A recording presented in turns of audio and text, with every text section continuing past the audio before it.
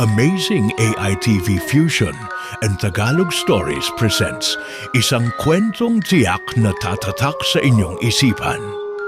Mga ka-amazing, ihanda na ang inyong sarili sa isang kwento ng takot at kababalaghan na magpapabangungot sa inyo. Patayin na ang ilaw, isara ang pinto at siguraduhing wala kayong kasama na biglang mawawala sa gitna ng dilim.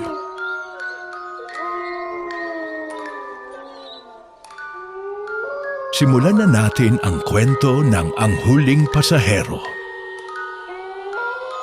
Gabi na noon sa isang baryo sa Batangas. Malamig ang simoy ng hangin at tanging mga alitap-tap lang ang nagbibigay liwanag sa madilim na kalsada. Si Mang Rodelo, isang veteranong tsuper ng jeep, ay nag-aabang ng huling pasahero bago tuluyang umuwi. Manong, paabot po sa dulo ng kalsada sa may lumang simbahan, sabay abot ng bayad ng isang dalagang nakaputing bestida. Ang kanyang buhok ay mahaba at tila basa, at ang kanyang boses ay malamig at malumanay. Napatingin si Mang Rodelo sa salamin. Napansin niyang ang dalaga ay may maputlang balat at tila may kung anong lungkot sa kanyang mga mata. Subalit hindi na niya ito pinansin at nagpatuloy sa pagmamaneho. Habang binabaybay nila ang makitid at madilim na daan, unti-unting bumigat ang pakiramdam ni Mang Rodelo. Napansin niyang walang ibang sasakyan o tao sa paligid. At sa kanyang salamin, parang unti-unting lumalabo ang imahe ng dalaga. "Miss, saan banda sa simbahan?" tanong ni Mang Rodelo. Hindi sumagot ang dalaga. Napalingon siya at halos malaglag ang puso niya sa kanyang nakita. Wala na sa upuan ng dalaga. Sa halip, naramdaman niyang may malamig na hininga na dumaan sa kanyang batok. Nanginginig siyang huminto sa tabi ng daan at lumingon muli. Wala na ang pasahero pero may iniwang bagay sa kanyang upuan.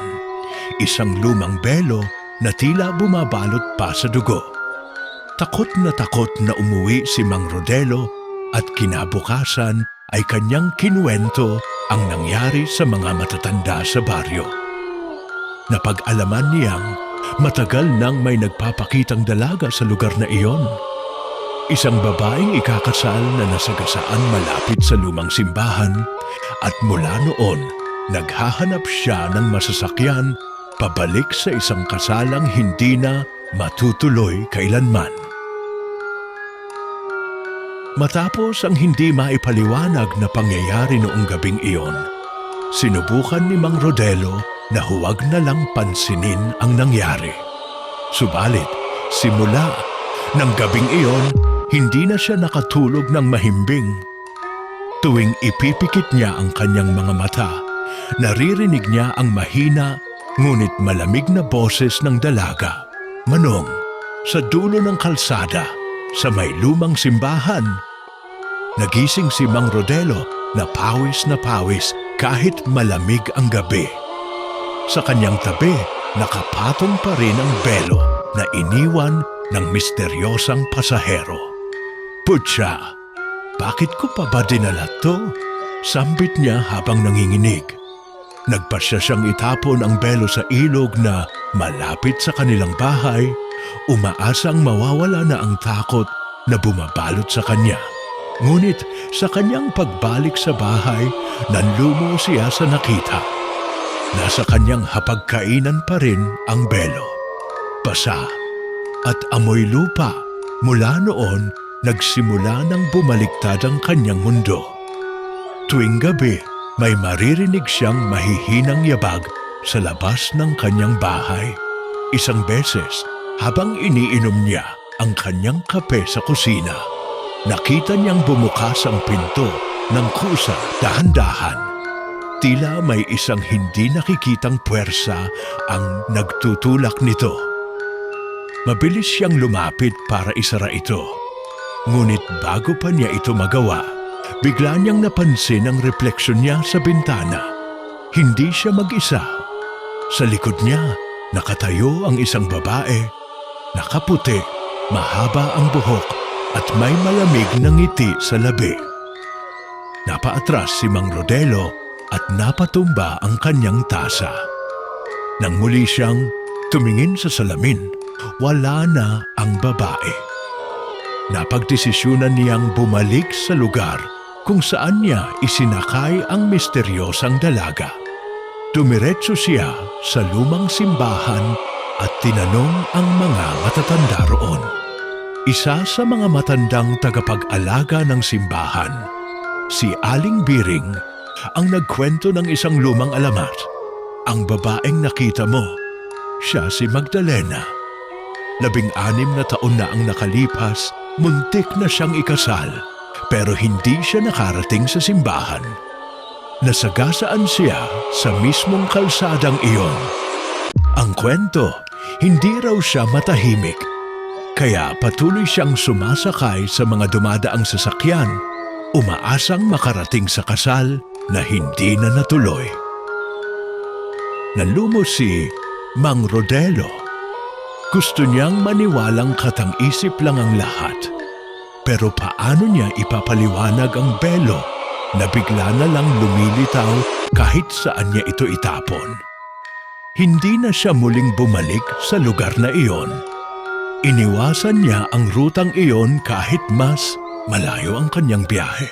Pero kahit anong gawin niya, hindi siya pinatahimik ng dalaga. Isang gabi, habang siya ay nasa daan pa uwi, nagulat siya nang biglang umandar mag-isa ang kanyang jeep. Parang may pumipilit sa kanya na bumalik sa lumang simbahan. Hindi niya ito makontrol. Nagsimula siyang magdasal, pero biglang tumigil ang jeep sa gitna ng madilim na kalsada. Sa likod niya, sa rearview mirror, nakita niya itong muli. Si Magdalena maputla, may ngiti sa labi at nakatitig sa kanya. Mang Rodelo. Bulong nito sa isang malamig at mahina, ngunit nakapanghihilakpot na tinig. Nakarating na ako sa simbahan. Ikakasal na ako. At saka ito dahan-dahang lumapit at doon na natapos ang lahat. Kinabukasan, nakita na lang si Mang Rodelo sa loob ng kanyang jeep. Tulala, nakanganga at hindi na humihinga. Nasa kanyang kandungan ang isang lumang belo. At ang huling bagay na nakaukit sa salamin ng jeep niya ay isang mensahe na tila isinulat gamit ang duguang daliri. Salamat sa pagsakay, Manong. Matapos ang misteryosong pagkamatay ni Mang Rodelo, marami ang nabahala sa baryo. Sabi ng mga matatanda, isa na namang kaluluwa ang nadagdag sa mga biktima ng babaeng nakaputi. Subalit hindi pa rito nagtatapos ang lahat. Isang gabi, habang naglalakad pa uwi si Carding, isang binatang estudyante na sumasakay palagi sa jeep ni Mang Rodelo, napansin niyang may jeep na nakaparada sa tabi ng daan, luma, marumi at tila iniwan na sa gilid ng kalsada. Nang lapitan niya ito, pumigat ang kanyang pakiramdam. Nakita niyang nakaukit sa alikhabok ng bintana ang salitang, "Sumunod ka." Napalunok si Carding. Tumalikod siya para tumakbo palayo, pero bigla niyang narinig ang tunog ng makina ng jeep. Buhay. Ito, mabilis siyang nagtatakbo pa uwi. Pero sa gilid ng kanyang paningin, may aninong sumusunod sa kanya. Hindi ito tao, hindi ito hayop. Isang maputlang figura, mahaba ang buhok, nakasuot ng sirang bestida at may malamlam na mga mata. Si Magdalena pagdating sa bahay, mabilis niyang isinara ang pinto. Nanginginig siya at halos hindi makahinga sa sobrang takot. Inilak niya ang bawat bintana at iniwan ang lahat ng ilaw na nakabukas. Ngunit sa kalagitnaan ng katahimikan, may narinig siyang mahihinang yabag. Tok! Tok! Tok! May kumakatok sa pinto. Dahan-dahan niyang sinilip sa butas ng pinto kung sino ang naroon. Wala siyang nakita. Pero sa kanyang likuran, mula sa madilim na sulok ng kanyang bahay, may malamig na boses siyang narinig. Nakarating na ako, pero kulang pa. Dahan-dahan siyang lumingon at doon na siya huling nakita. Kinabukasan, nagulat ang buong baryo nang matagpuang bukas ang bahay ni Carding. Wala siya roon. Wala ni isang bakas kung saan siya pumunta. Ngunit sa kanyang kwarto, may iniwang isang lumang belo. Sa pader, gamit ang tila dugo ang kamay, nakasulat ang isang babala. Huwag niyo akong kalimutan, babalik ako. Mabilis na kumalat ang pagkawala ni Carding sa buong baryo. Iba-iba ang haka-haka ng mga tao. May nagsasabing tumakas ito sa takot. May ilan namang naniniwalang kinuha siya ni Magdalena.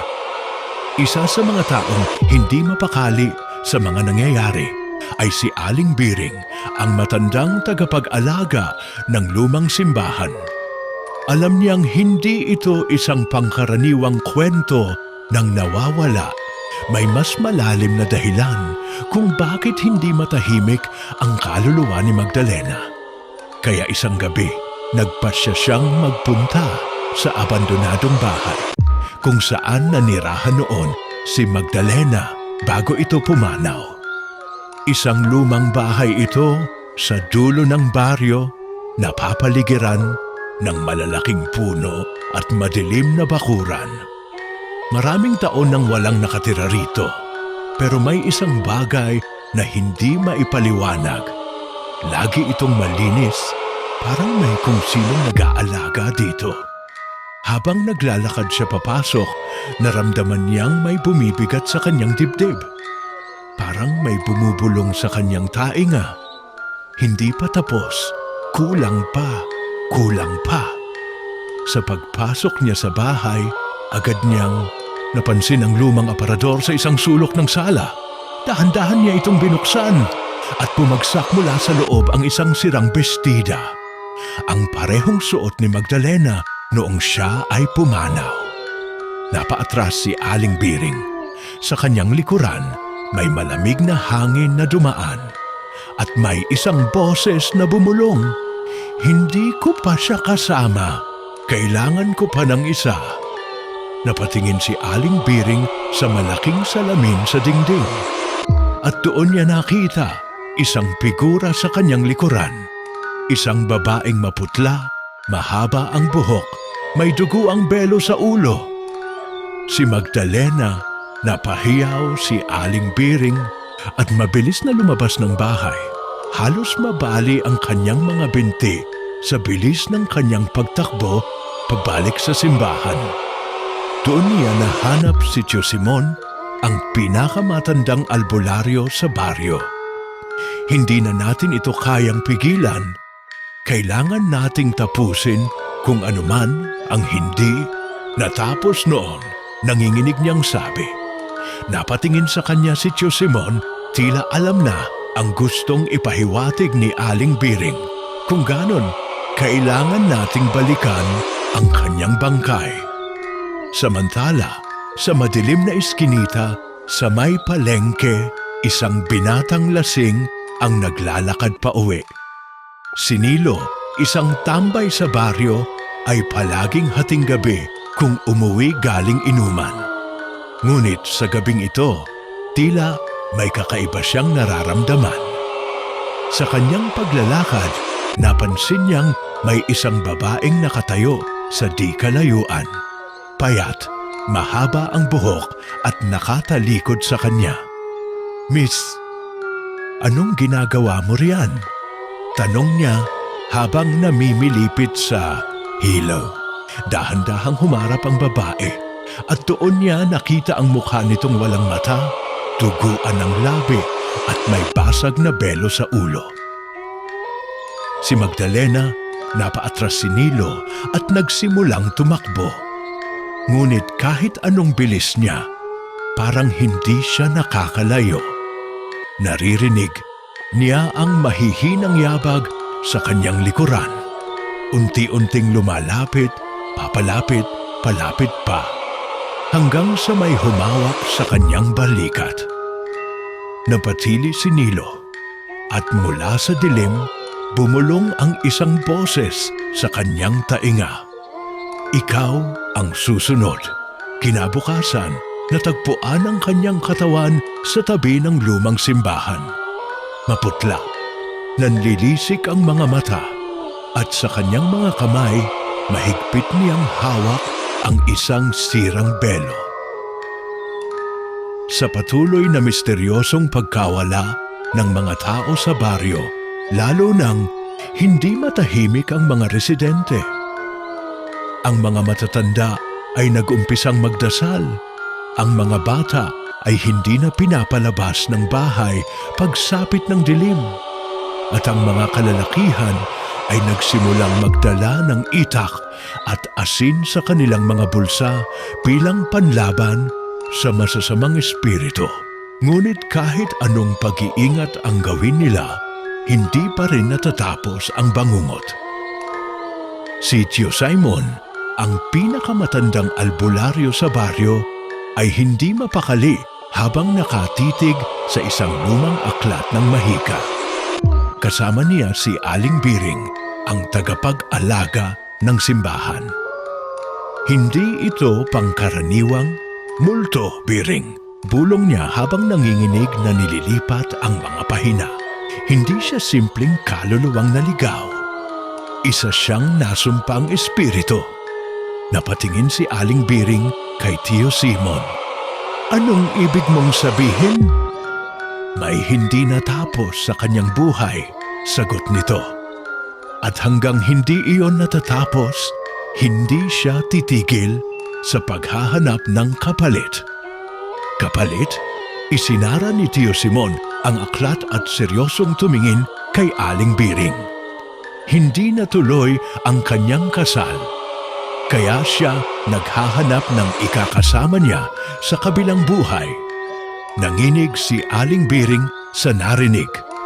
Ang ibig sabihin, kada gabing may nawawala, may bagong groom si Magdalena. Samantala, isang grupo ng mga kabataan ang nagpasya muling bisitahin ang lumang simbahan sa kabila ng mga babala ng matatanda. Sina Berto, Luis at Arnel ay tatlong matapang na binata na hindi naniniwala sa mga kababalaghan. Huwag kayong matakot.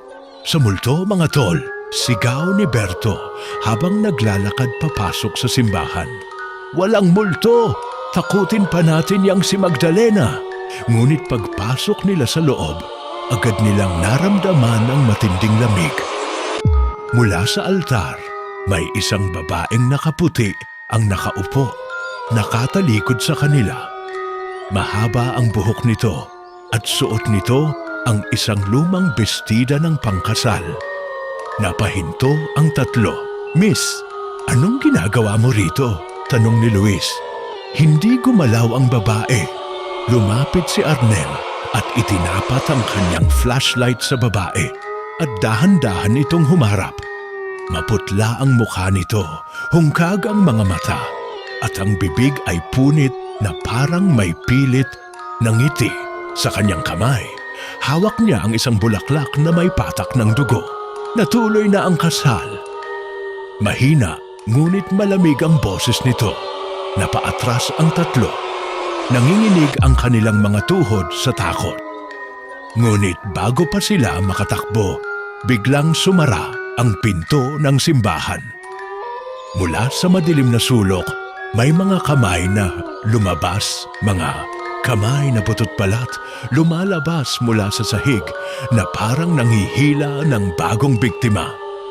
Hindi natapos ang kasal ko. Sigaw ni Magdalena sabay tumayo at lumutang sa ere. Napasigaw ang tatlo. Sinubukan nilang tumakbo, ngunit mahigpit ang kapit ng malamig na mga kamay sa kanilang mga binti. At sa huling sandali, narinig nila ang isang napakahinang bulong sa kanilang mga tainga. Sino sa inyo ang magiging aking kabiyak? Kinabukasan, natagpuan ang tatlong binata sa loob ng simbahan. Tulala, nanginginig at hindi makapagsalita.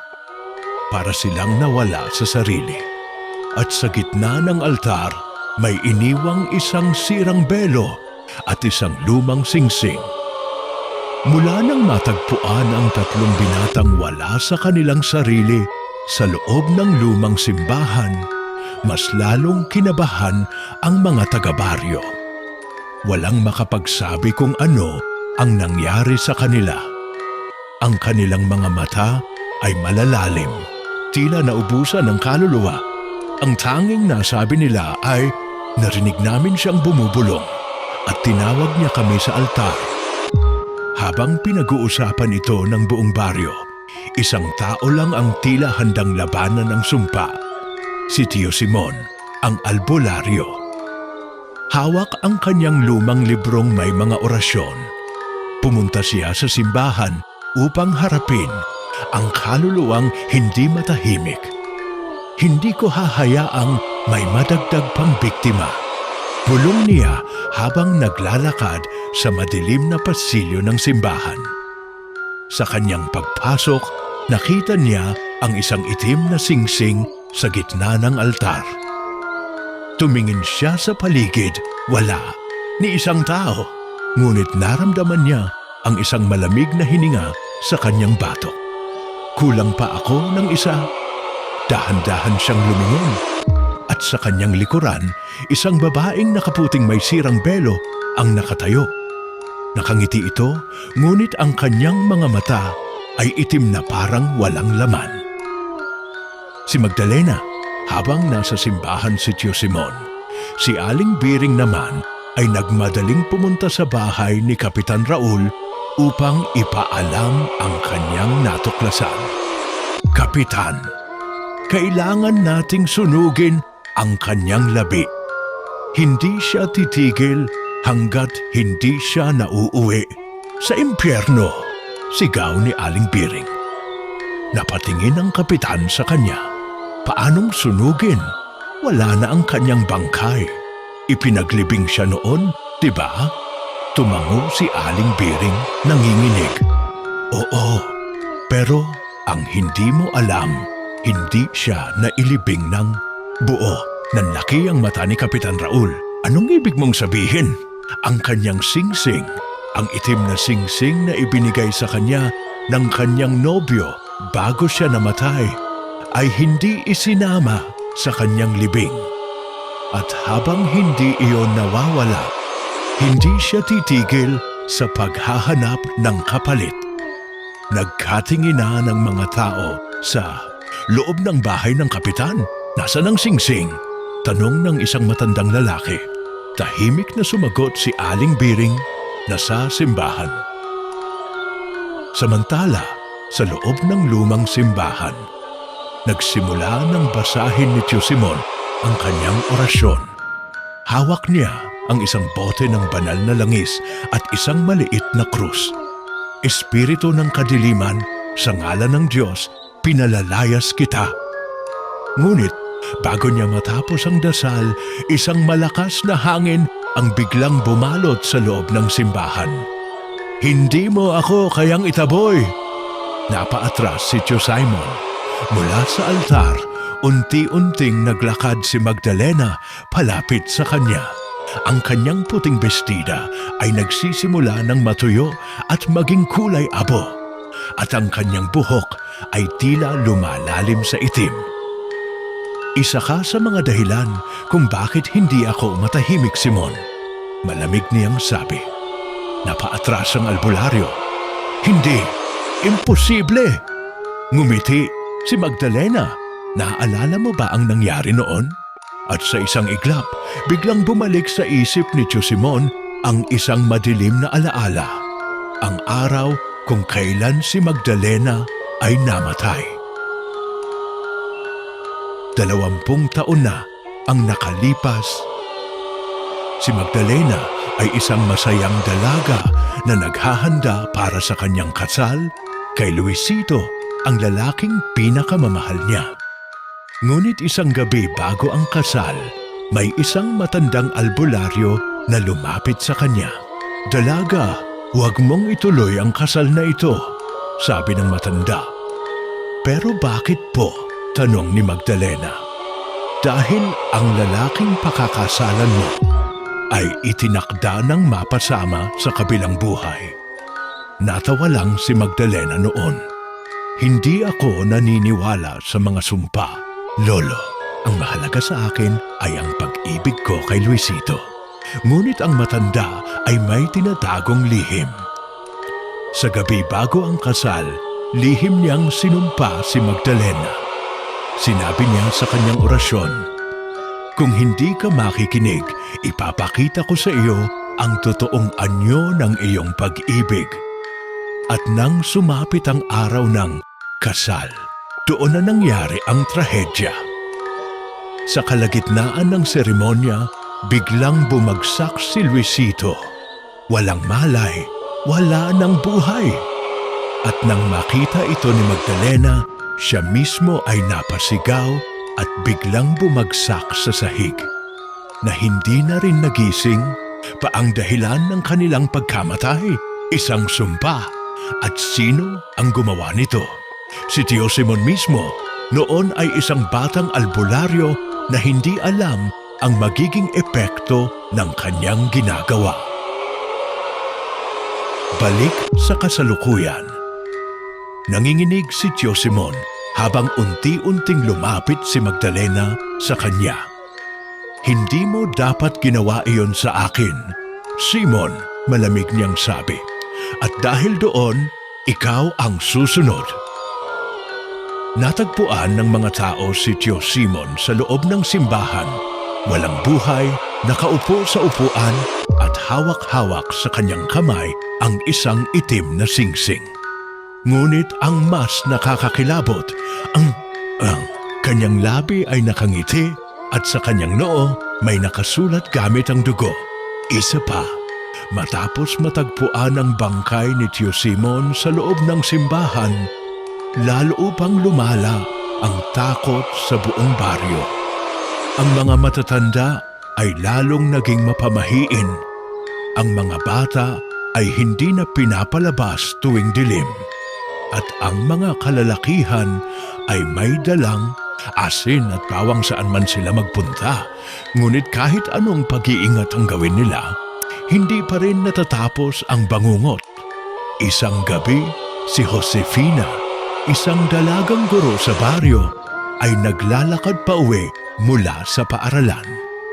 Sanay na siyang dumaan sa lumang tulay ng San Roque. Kahit na marami ng kwento ng kababalaghan tungkol dito. Ngunit, nang gabing iyon, iba ang pakiramdam niya. Naglakad siya ng mabilis, pilit binabaliwala ang malamig na simoy ng hangin na tila may kasamang bulong. "Josefina!" Napahinto siya, lumingalinga siya sa paligid, ngunit walang tao. Nagpatuloy siya sa paglakad, ngunit muli niyang narinig ang boses. "Josefina, dumito ka." Nanlaki ang kanyang mga mata. Isang babaeng nakaputing pangkasal ang nakatayo sa dulo ng tulay. Mahaba ang kanyang buhok, ngunit nang tinitigan ni Josefina ang kanyang mukha, wala itong mata. Napaatras siya, nanginginig ang kanyang katawan. "Hindi totoo to," bulong niya bago siya tumakbo palayo. Ngunit bago siya makatakbo ng tuluyan, biglang bumukas ang kanyang bag. At mula rito ay nahulog ang isang bagay. Isang itim na singsing na pahinto siya. "Hindi ko naman dala to," Ngunit bago pa siya makatakbo, isang malamig na kamay ang humawak sa kanyang balikat. Ikaw ang susunod kong nobya. Napasigaw si Josefina, ngunit walang nakarinig sa kanya. At kinabukasan, natagpuan ang kanyang katawan sa ilalim ng tulay. Nakaputing bestida, may belo sa mukha at may itim na singsing sa daliri. Habang ang buong baryo ay nagluluksa para kay Josefina, may isang tao ang nagbalik. Si Padre Marcelo, ang matandang pare na matagal nang nawala sa baryo. Dumating na ang oras, bulong niya habang hawak ang kanyang krus. Dapat na nating tapusin ang sumpa bago pa may sumunod pang biktima. Kasama si Aling Biring at Kapitan Raul, nagpunta sila sa lumang simbahan upang hanapin ang labi ni Magdalena. Kung tama ang hinala ko, sabi ni Padre Marcelo, ang kaluluwa niya ay hindi pa natatahimik dahil hindi pa rin na ibabalik sa kanya ang lahat ng bahagi ng kanyang katawan. Tumingin siya kay Aling Biring. Hindi lang singsing ang nawala, hindi ba? Napalunok. Si Aling Biring, tama, sagot niya. Noong inilibing si Magdalena, may isa pang bagay na hindi isinama sa kanyang kabaong. Ano? Tanong ni Kapitan Raul. Ang kanyang puso. Habang hinahanap nila ang nawawalang labi ni Magdalena, may isang batang lalaki ang gumagala sa gilid ng simbahan, si Junjun, ang anak ng tagapaglinis ng kapilya. Habang naglalaro, nakita niya ang isang lumang kahon sa ilalim ng altar. Maitim na ang kahoy nito, ngunit tila may kumakaluskos sa loob. Dahan-dahan niya itong binuksan, at sa loob nito may isang pulang bagay na parang pinapanatiling buhay. Isang puso. Ngunit bago pa niya maisara ang kahon, biglang sumara ang mga pinto ng simbahan. Nagningning ang buong paligid sa pulang liwanag at sa harapan ng altar, isang babaeng may duguang bestida ang biglang lumitaw. Si Magdalena. Muli siyang ngumiti, isang ngiting puno ng kasamaan. Kulang pa ako ng isa at sa isang iglap, isang malakas na sigaw ang umalingaw-ngaw sa buong simbahan. Natagpuan si Junjun sa loob ng simbahan. Walang malay, ngunit buhay. Ngunit ang mas nakakakilabot, ang lumang kahon ay wala na. At sa harap ng altar ay may nakaukit gamit ang dugo, "Salamat sa iyong alay." Matapos matagpuan si Junjun sa loob ng simbahan, walang malay, ngunit buhay, mas lalong lumaganap ang takot sa buong baryo. Ang mga matatanda ay nagdasal sa kanilang mga altar. Ang mga ina ay hindi na pinapalabas ang kanilang mga anak. At ang mga albularyo ay nagtipon-tipon upang pigilan ang lalong paglaganap ng sumpa ni Magdalena. Ngunit kahit anong gawin nila, may isang bagay silang hindi napigilan. May isang taong bumisita sa lumang simbahan ng gabing iyon at hindi na siya bumalik. Habang nagkakagulo ang buong baryo, si Aling Biring ay hindi mapakali. Nagtungo siya kay Lola Sinang, ang pinakamatandang albularyo sa kanilang lugar, upang humingi ng tulong. Lola Sinang, umiiyak na sabi ni Aling Biring, "Hindi na namin alam ang gagawin." Parang mas lumalakas pa si Magdalena. Tahimik lamang ang matandang babae habang hinahaplos ang isang lumang anting-anting sa kanyang leeg. "Anong ginawa ninyo sa kanyang puso?" Tanong ni Lola Sinang, nakapikit ang mga mata. Hindi namin hinawakan," sagot ni Aling Biring. "Nawala ito matapos matagpuan si Junjun sa simbahan." dahan-dahang tumango si Lola Sinang. Kung gayon, may isang tao na ang nagdala nito sa kanya. Anong ibig mong sabihin? Dahan-dahang dumilat ang matandang babae. May isang taong nag-alay ng sarili upang palayain ang kanyang kaluluwa. Sa loob ng madilim na simbahan, may isang lalaking nakatayo sa harap ng altar. Si Kapitan Raul. Nakatingin siya sa lumang kahon na hawak-hawak niya. Ang kahon kung saan nakalagay ang puso ni Magdalena na itutuloy. Sa loob ng maraming taon, itinago niya ang kahong ito. Siya ang may hawak ng puso ni Magdalena. Siya rin ang taong tunay na may kasalanan kung bakit hindi siya matahimik. Dahil siya ang tunay na nobyo ni Magdalena, hindi si Luisito. Si Luisito ay isa lamang itinakdang mapangasawa ni Magdalena. Pero bago pa dumating ang araw ng kasal, nagkita silang lihim ni Magdalena. Raul, tatakas tayo pagkatapos ng kasal, hindi ba? Bulong ni Magdalena habang nakayakap sa kanya. Oo, sagot ng binata. Maghintay ka lang sa akin. Ngunit hindi ito nangyari dahil sa selos at galit, siya mismo ang gumawa ng paraan para hindi matuloy ang kasal.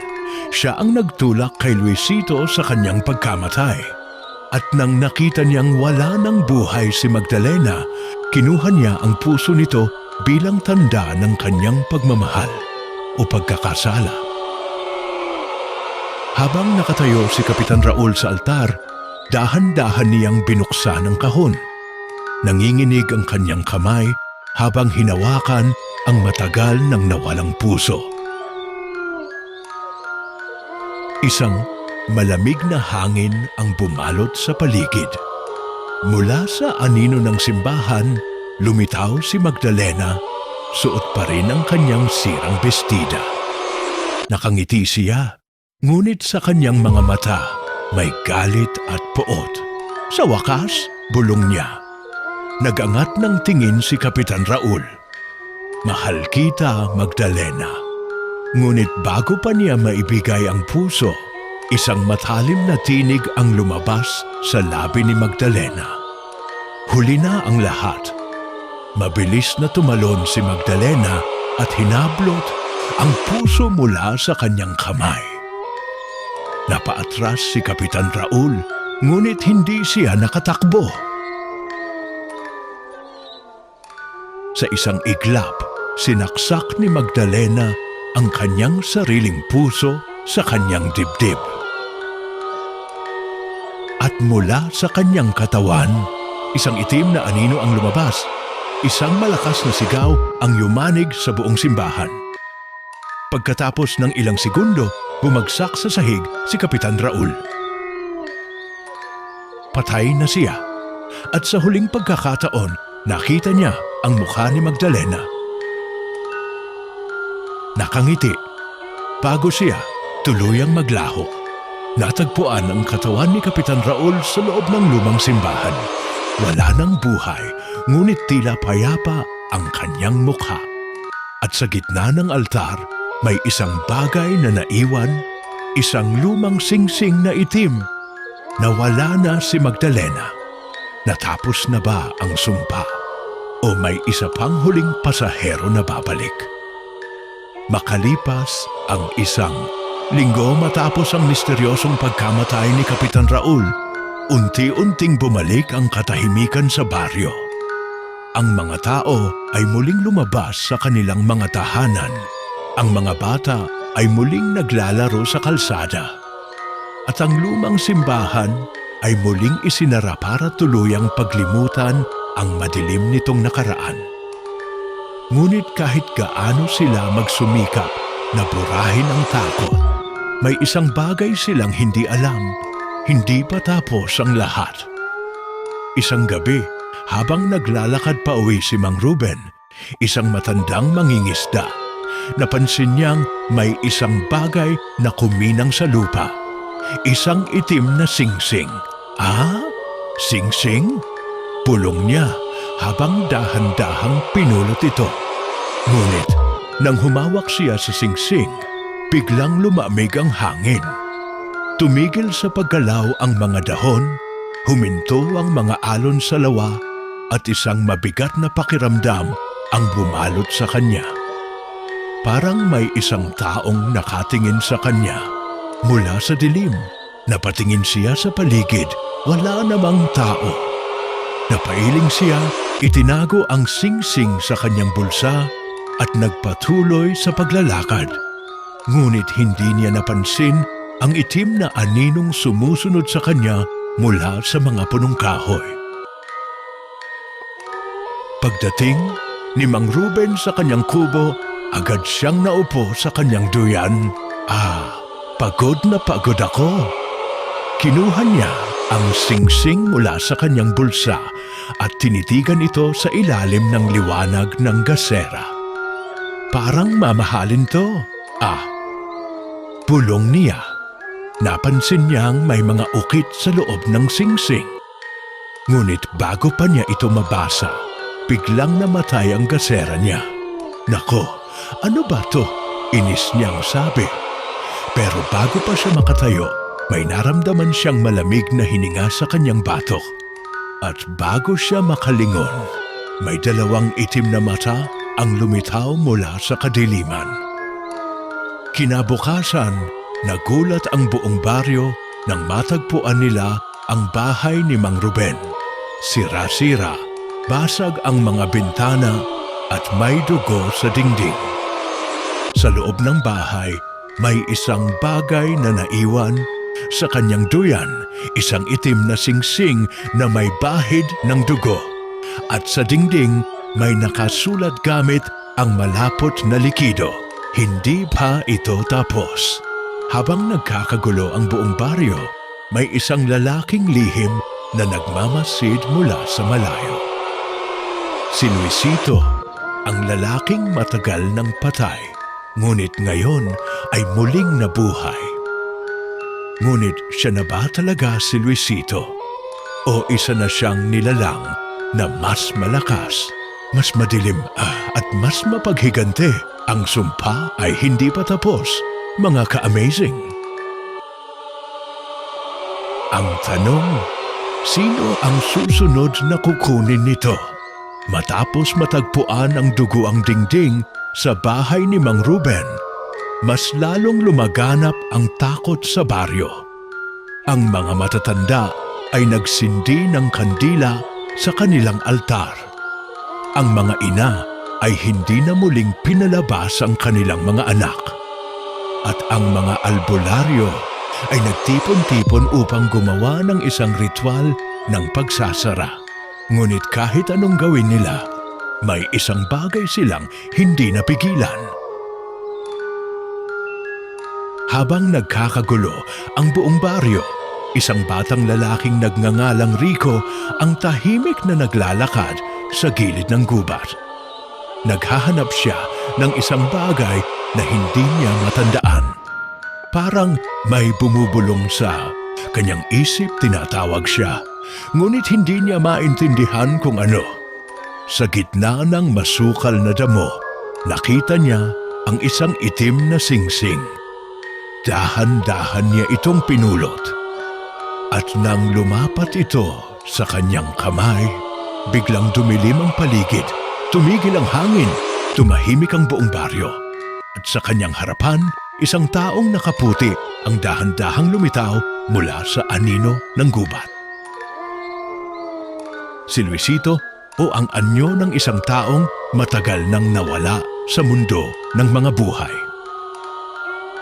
Nagulat si Rico. Gusto niyang tumakbo pero hindi niya maigalaw ang kanyang katawan.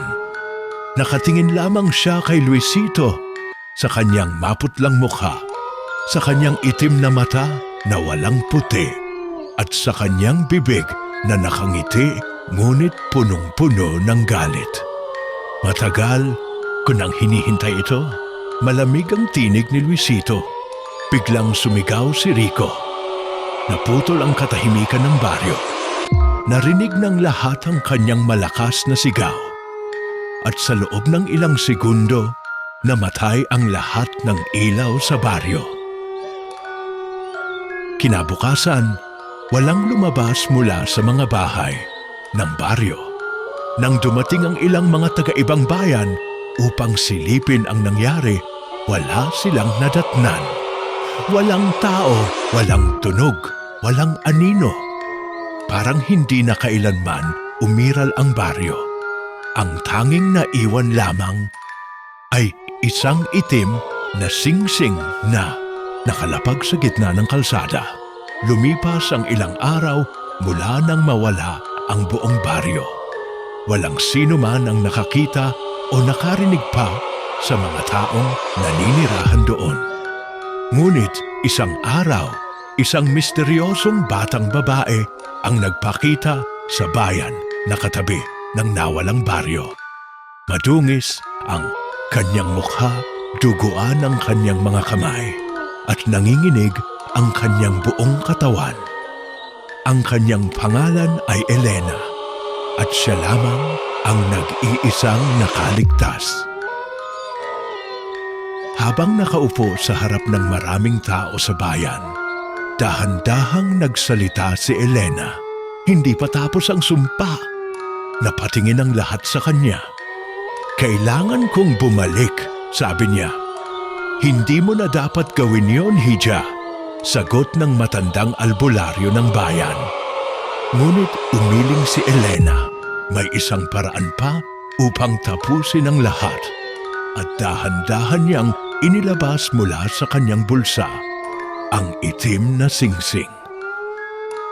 Sa kabila ng takot, nagpasya si Elena na bumalik sa nawalang baryo. Kasama niya ang 3 albularyo mula sa bayan, si Lola Sinang, Kadaryo at Kamando. Naglakad sila papunta sa kinalalagyan ng dating baryo. Ngunit wala silang nakita kundi isang malawak na lupang natatakpan ng hamog. "Nasaan na tayo?" bulong ni Elena. Sa isang higlap, biglang lumamig ang hangin at sa harapan nila lumitaw mula sa anino ang isang pamilyar na anyo, si Luisito o ang nilalang na dating naging siya. "Hindi mo na ito mapipigilan, Elena," malamig na bulong ni Luisito habang dahan-dahang lumalapit sa kanila. Ngunit humakbang si Elena papalapit. "Hindi ako nandito para lumaban," sagot niya. "Kung gayon, bakit ka bumalik?" Dahan-dahang tiningnan ni Elena ang singsing sa kanyang kamay. "Hindi na kita hahayaang mag-isa, Luisito." Nagulat ang nilalang. Nanginginig ang kanyang kamay. Ang kanyang anyo ay unti-unting nagbabago. Tila may natitirang bahagi ng kanyang dating pagkatao na bumabalik. "Matagal mo nang gustong lumaya, hindi ba?" Dahan-dahang lumapit si Elena at isinuot ang singsing sa daliri ni Luisito. Isang malakas na liwanag ang lumabas mula sa katawan ni Luisito. At sa unang pagkakataon, nakita niyang muli ang kanyang sarili bilang isang tao. Ngunit kasabay nito, naramdaman niyang ito na ang kanyang huling sandali sa mundo. Bago siya tuluyang maglaho, huling beses niyang tiningnan si Elena. "Salamat," bulong niya. At sa isang iglap, ang sumpa ay tuluyang nawala. Kinabukasan, nang bumalik si Elena sa bayan, napansin niyang naroon na ulit ang baryong nawala. Ang mga bahay, ang simbahan, at maging ang mga tao. Parang bumalik sa dati ang lahat. Ngunit may isang bagay na nagbago. Wala nang ni isang tao ang nakakaalala kay Luisito. Parang hindi siya kailanman naging bahagi ng kasaysayan. Tanging si Elena lamang ang may alam sa nangyari. At sa huling pagkakataon, bumulong siya sa hangin. "Paalam na, Luisito." Mga ka-amazing, natapos na ang kwento ng Ang Huling Pasahero. Ano ang natutunan natin mula sa kwentong ito? Minsan, ang galit at poot ay nagbubunga ng sumpang hindi natin kayang burahin. Ang tunay na pagmamahal ay hindi laging tungkol sa pag-aangkin kundi sa pagpapalaya. At higit sa lahat, may mga lihim sa mundo na hindi dapat pakialaman. Tulad ng isang itim na singsing na nakalapag sa lupa. Kung may makita kayong isang itim na singsing sa daan, ano ang gagawin niyo? Huwag niyo itong pupulutin dahil baka may isang nilalang na naghihintay o sa inyo sa dilim. Mga ka-amazing, maraming salamat sa pagsama sa amin sa nakakakilabot na kwentong ito. Huwag kalimutang i-like, i-share at i-comment ang inyong mga paboritong bahagi ng kwento. Para sa mas marami pang kwentong katatakutan, mag-subscribe sa YouTube channel ng Amazing AITV Fusion and Tagalog Stories. At huwag din kalimutang i-follow ang aming TikTok account para sa mga maiikling horror clips at kwentong kababalaghan. Hanggang sa susunod na kwentong katatakutan, mga ka-amazing. Matulog kayo ng mahimbing kung kaya nyo. Amazing AITV Fusion and Tagalog Stories, ang inyong gabay sa mundo ng hindi maipaliwanag.